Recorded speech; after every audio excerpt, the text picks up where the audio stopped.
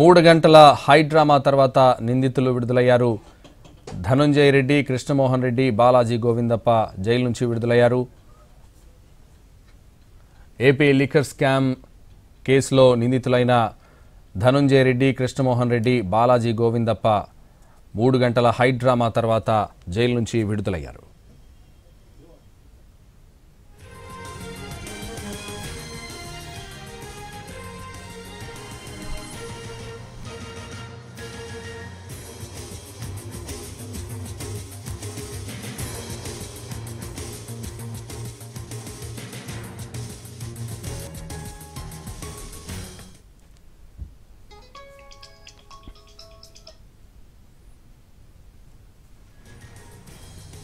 Liquor case నిందితులైన Dhanunjaya Reddy, Krishnamohan Reddy, Balaji Govindappa 3 గంటల high drama తర్వాత jail నుంచి బెయిల్పై విడుదలయ్యారు. ఏపీ లిక్కర్ స్కామ్ కేసులో 3 గంటల సేపు హై డ్రామా నెలకొంది.